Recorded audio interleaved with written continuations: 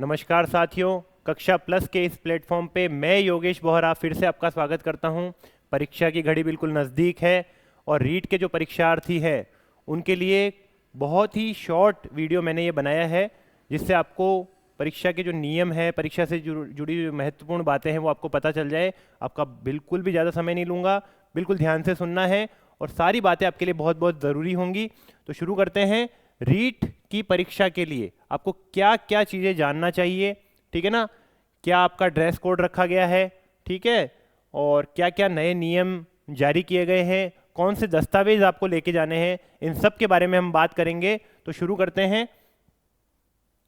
देखिए, सबसे पहले आपको एक वैलिड रंगीन फोटोयुक्त ओरिजिनल आईडी कार्ड अपने साथ ले जाना है और उसी की एक स्व प्रमाणित फोटोकॉपी भी आपको साथ लेकर के जानी है। यानी आपको आपका जो आधार कार्ड है, सबसे बेस्ट वही रहता है कि आप अपना आधार कार्ड ले जाएं और एक फोटोकॉपी जिस पर आपने अपना खुद साइन किया हो, उसी आधार कार्ड की एक फोटोकॉपी, जो आप अपना जो ले जा रहे हैं, पहचान का जो मूल दस्तावेज ले जा रहे हैं जिस पर फोटो भी लगा हुआ होना चाहिए, जैसे पैन कार्ड है, आधार कार्ड है, ऐसा कुछ भी है, वो आप साथ ले जाएं और उसकी एक फोटोकॉपी जिस पर आपका साइन पहले से किया हुआ हो वो भी आपको साथ ले जाना है, ठीक है। इसके बाद में आप हर परीक्षा केंद्र पर बायोमेट्रिक और फेस रिकॉग्निशन की प्रक्रिया अपनाई जाएगी। इस बार ये नए नियम लागू किए हैं राजस्थान सरकार ने कि आपका बायोमेट्रिक होगा, हर परीक्षा में हो रहा है ये, तो इससे आपको घबराने की भी जरूरत नहीं है। ये सिर्फ आपकी सिक्योरिटी के लिए है, प्लस जो डमी अभ्यर्थी आ जाते हैं या कोई परीक्षा में जो जालसाजी होती है उसको रोकने के लिए राजस्थान सरकार बहुत संवेदनशील है। तो इसलिए सभी का फेस रिकॉग्निशन होगा और बायोमेट्रिक होगा, उसके बाद ही आपको परीक्षा हॉल के अंदर प्रवेश दिया जाएगा। इसके बाद में परीक्षा के बाद आपको पेपर साथ नहीं लाने दिया जाएगा और उस पर क्यूआर कोड भी होंगे, तो किसी ने भी अगर आपका पीडीएफ बनाने की कोशिश की तो उसकी कार्रवाई हो सकती है। देखिए, इस चीज के बारे में विशेष सावधान रहें कि आपको जो भी नियम बनाए गए हैं राजस्थान सरकार के द्वारा या बोर्ड के द्वारा जो नियम बनाए गए हैं, वो सारे के सारे नियम सुरक्षा की दृष्टि से लिए जा रहे हैं। क्योंकि इससे पहले भी हमने देखा है कि रीट परीक्षा में बहुत बड़ी एक अव्यवस्था हो गई थी इससे पहले भी। तो बोर्ड ये नहीं चाहता है, जो परीक्षा कराने वाली जो संस्था है वो ये नहीं चाहती कि किसी भी तरह की कोई लापरवाही हो, इसके लिए सारे नियम बनाए गए। तो अपनी ओर से आप ना तो उसकी पीडीएफ बनाएंगे, आप अपना मोबाइल ना ही लेके जाए तो बेहतर है, ठीक है ना। कोई भी ऐसा काम नहीं करें जिससे आप बाद में आपको परेशानी उठानी पड़े।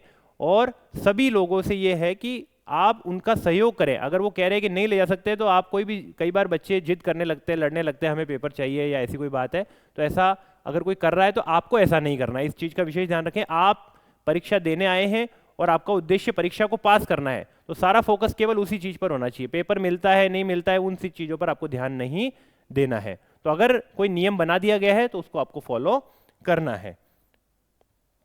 इसके बाद में ये कुछ चीज़ें हैं, जैसे कि आपने कोई गहने नहीं पहनने हैं, आपको कोई घड़ी, ताबीज, कड़ा इत्यादि कुछ भी नहीं पहनना है। कोई धागा अगर आपने धारण कर रखा है उसको आप उतार दीजिए, ठीक है ना। इस तरह की कोई भी चीज़ आपको नहीं पहननी है, परीक्षा केंद्र में भी नहीं ले जानी है, इस बात का विशेष ध्यान आपको रखना है। और इसमें आपके जब पेपर आएगा आपके सामने तो उसके कुछ निर्देश आएंगे, तो उनको निर्देशों को आपको पहले से ही ध्यान से पढ़ लेना चाहिए। जल्दीबाजी में कोई काम नहीं करना है, सभी चीज़ों को ध्यान से पढ़ना है। परीक्षा शुरू होने के 1 घंटे पहले गेट बंद कर दिया जाएगा। समय पर अपने परीक्षा केंद्र पर पहुंच जाए। आजकल ये बहुत बच्चों के साथ में हो रहा है, थोड़ा लेट आते हैं और परीक्षा से 1 घंटे पहले ही गेट बंद हो जाता है और वो फिर परीक्षा देने से वंचित हो जाते हैं। केवल 1-2 मिनट की देरी से पूरी परीक्षा से वंचित हो जाना, ये कोई भी बहुत अच्छा एक लक्षण नहीं है। तो अगर आपकी परीक्षा 10 बजे है तो प्रयास कीजिए कि आप कम से कम 2 घंटे पहले आप परीक्षा केंद्र पर पहुंच जाएं, क्योंकि 1 घंटे पहले गेट बंद हो जाता है। तो आप 2 घंटे पहले यानी लगभग 8, सवा 8 तक आप परीक्षा केंद्र तक पहुंच जाए, जिससे कोई भी तरह की असुविधा आपको नहीं हो,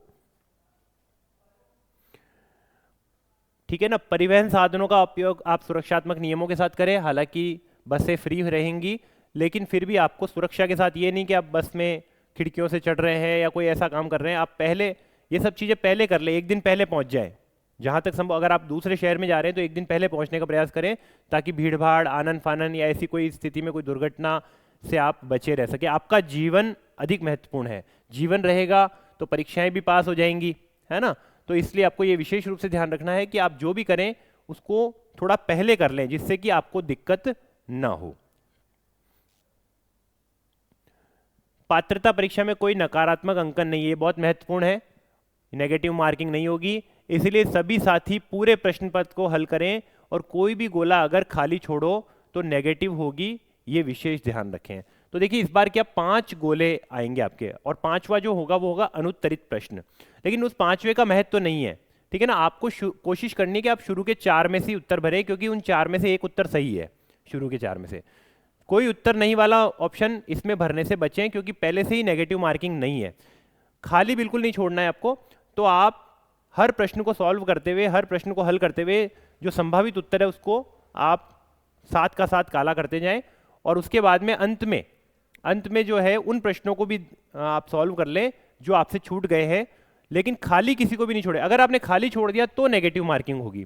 और 5वां गोला नहीं भर करके आप शुरू के 4 में से ही भरें। हो सकता है कि आप जो भरें, प्रोबेबिलिटी होती है कि उसमें से कोई उत्तर आपका सही हो सकता है, तो इसीलिए सारे गोले भरने हैं। 5वां गोला इसीलिए रखा गया है कि अगर कुछ नहीं आ रहा है तो वो 5वां भर देते हैं, लेकिन वो तब होता है कि जब हमारी नेगेटिव मार्किंग होती है। अब चूंकि नेगेटिव मार्किंग नहीं है तो आप शुरू के 4 में से कोई भी गोला भर के अवश्य आए, इस चीज का विशेष ध्यान रखें। दूसरा, आपको यह भी ध्यान रखना है कि आपको अपनी ही सीरीज वाला जो प्रश्न पत्र है वो सॉल्व करना है, क्योंकि जैसे आपने जो भी भाषा भरी है, भाषा प्रथम और भाषा द्वितीय, इसमें बच्चे काफी कंफ्यूज होते हैं, कई बार पेपर में गलत उत्तर भर के आ जाते हैं। तो भाषा प्रथम में जो आपने भाषा भरी है, आपको भाषा प्रथम का वही प्रश्न पत्र सॉल्व करना है और उसी के उत्तर भरने हैं। आपने भाषा द्वितीय जो भरी है उसमें 8 या 9 भाषाएं जो भी आ रही हैं, उसमें से आपको अपनी ही भाषा वाले प्रश्न पत्र को देखना है, उसी को सॉल्व करना है। इसमें कंफ्यूज नहीं होना है। अगर आपको कुछ समझ में नहीं आ रहा है तो रुकना है, अपने अभिजागर को पूछ लीजिए, है ना। तो इससे क्या होगा कि आप गलत उत्तर देने से बच जाएंगे। कई बार बच्चे क्या होता है कि गलत उत्तर दे देते हैं और उनके कम से कम 30 सवाल, 10 सवाल, 20 सवाल इस तरह से प्रश्न करने के बाद पता चलता है कि हमने गलत भाषा प्रथम में भाषा द्वितीय भर दिए हैं, उत्तर भर दिए, भाषा द्वितीय वाले उत्तर भाषा प्रथम में भर दिए हैं। ऐसी गलती ना हो, इसके लिए आप पूरा प्रश्न पत्र बहुत बड़ा प्रश्न पत्र होगा, आपको अपना ही जो आपने भाषाएं भरी है, जो आपने विषय भरे हैं, अपने को उसी को सॉल्व करना है। इस चीज का विशेष ध्यान रखें और इस पेपर में थोड़ा समय लेकर के कार्य करें। ध्यान रखें ये पात्रता परीक्षा है सिर्फ, है ना, तो इसलिए पात्रता परीक्षा है तो इसको बहुत ही शांति और इत्मीनान से दें। बिल्कुल भी परीक्षा का जो दबाव होता है उससे बचें और बहुत शांति से समझ करके उत्तर लिखें। अगर कोई भी कहीं भी कंफ्यूजन हो रहा है, तुरंत अपने अभिजागर को बुला लें, वो आपकी हेल्प करेगा, वो आपकी पूरी मदद करेगा। ठीक है, कॉन्फिडेंस बना रहे आपका, इतना ही महत्वपूर्ण होता है। ठीक है, आगे देखिए, शांत मन और दृढ़ निश्चय के साथ पेपर दे, बिल्कुल सही है। जितना शांत मन होगा, आपके उत्तरों के सही होने की संभावना भी उतनी अधिक होती चली जाएगी।